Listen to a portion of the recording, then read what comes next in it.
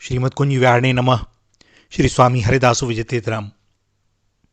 अनंत ब्रह्मांडों में अनंत प्रकार की वस्तुएं हैं, जीव हैं, पर उनमें से तिनके जितनी भी कोई वस्तु हमारी नहीं है। तो भैया फिर यह शरीर हमारा कैसे हो सकता है? एक सिद्धांत है कि जो वस्तु हमें मिलती है वह बिछुड़ती भी है, वह अपनी नहीं होती।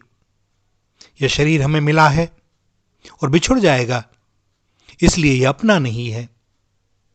अपनी वस्तु तो वही हो सकती है जो सदा हमारे साथ रहे और हम सदा उसके साथ रहें। यदि यह शरीर अपना होता तो यह सदा हमारे साथ रहता और हम सदा इसके साथ रहते, परंतु शरीर एक क्षण भी हमारे साथ नहीं रहता और हम इसके साथ नहीं रहते। कोई वस्तु अपनी होती है और कोई वस्तु अपनी मानी हुई होती है। भगवान अपने हैं क्योंकि हम उन्हीं के अंश हैं, वे हमसे कभी बिछुड़ते नहीं। परंतु यह शरीर अपना नहीं है, वरन हमने अपना माना हुआ है।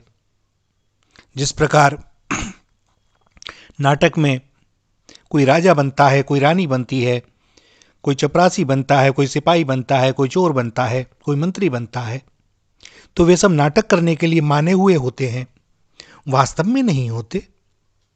इसी प्रकार शरीर संसार के व्यवहार कर्तव्य पालन के लिए माना हुआ है, यह वास्तव में अपना नहीं है। और जो वास्तव में अपना है उस भगवान को हमने भुला दिया है, और जो अपना नहीं है उस शरीर को अपना मान लिया है। यही हमारी सबसे बड़ी भूल है। शरीर कैसा भी हो, चाहे स्थूल हो, सूक्ष्म हो, कारण हो, वह सर्वथा प्रकृति का है। उसको हमने अपना मान लिया है, इसी कारण हम संसार के बंधन में पड़ गए हैं। भगवान का अंश होने के नाते हम भगवान से अभिन्न हैं। प्रकृति का अंश होने के नाते शरीर प्रकृति से अभिन्न है, और जो अपने से अभिन्न है उसको अपने से अलग मानना, और जो अपने से भिन्न है उसको अपना मानना हमारे संपूर्ण दोषों की मूल बात है।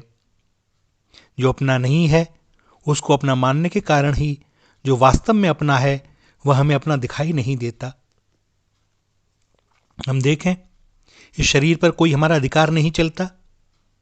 हम अपनी इच्छा के अनुसार अपने शरीर को बदल नहीं सकते। जवान से बूढ़े हो जाते हैं, किंतु बूढ़े से जवान नहीं हो सकते। रोगी हो गए तो अपने आप निरोगी नहीं बना सकते। कमजोर से बलवान नहीं बना सकते। यदि काला रंग है तो उसे गोरा नहीं बना सकते। कुरूप हैं तो सुंदर नहीं बना सकते। मृत्यु से बच नहीं सकते, अपने को अमर नहीं कर सकते। हमारे ना चाहते हुए भी हमारा शरीर बीमार होता है, कमजोर होता है, बूढ़ा होता है और मर भी जाता है। और जिस पर अपना वश ना चले हम उसे अपना मानते हैं, तो यह मूर्खता नहीं तो और क्या है। शरीर नाशवान है, हमारा स्वरूप अविनाशी है। अविनाशी तत्व के लिए अविनाशी वस्तु ही हो सकती है। नाशवान वस्तु अविनाशी के लिए कैसे हो सकती है? अविनाशी के क्या काम में आ सकती है? भला अमावस्या की रात्रि में सूर्य क्या काम आ सकता है? सांसारिक शरीर आदि वस्तुएं संसार के ही काम आती हैं, हमारे काम आती ही नहीं। इसलिए अनंत ब्रह्मांडों में कुछ भी ऐसा नहीं है जो हमारे लिए हो, हमारा हो। शरीर केवल कर्म करने का साधन है, और कर्म केवल संसार के लिए होता है। जिस प्रकार हम जब लिखने बैठते हैं तो हम हाथ में पेंसिल या कलम पकड़ लेते हैं, और भैया जब लिखना बंद हो जाता है तो हम उस पेंसिल या कलम को छोड़ देते हैं।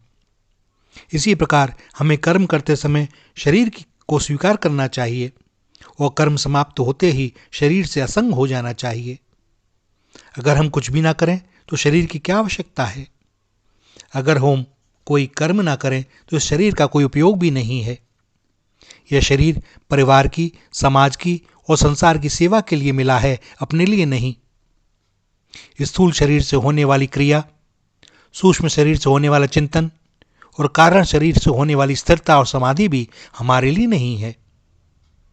हमारे काम न क्रिया आती है, न चिंतन आता है, न स्थिरता आती है, न समाधि आती है, क्योंकि ये सब प्राकृतिक हैं और संसार के ही काम आती हैं।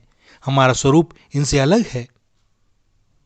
अगर यह शरीर हमारे लिए होता, हमारा होता, तो इसके मिलने पर हमें संतोष हो जाता, आनंद की प्राप्ति हो जाती और हमारे भीतर कुछ भी और पाने की इच्छा रहती ही नहीं, और शरीर से भी कभी वियोग नहीं होता, वह सदा ही हमारे साथ रहता। किंतु हम ये जानते हैं कि शरीर मिलने पर भी हमें संतोष नहीं होता, हमारी इच्छाएं समाप्त नहीं होती, हमें अपनी पूर्णता का अनुभव नहीं होता, और यह शरीर भी हमारे साथ सदा रहता नहीं, वरन हमसे बिछुड़ता ही है। सो समझ लेना चाहिए, मान लेना चाहिए इस सत्य को कि यह शरीर हमारे लिए नहीं है। भैया, यह शरीर सेवा के लिए मिला है, भगवत प्राप्ति के लिए मिला है। इसे साधन बनाकर साध्य तक जाना है। इसीलिए भगवान ने कृपा करके हमें यह देह दी है।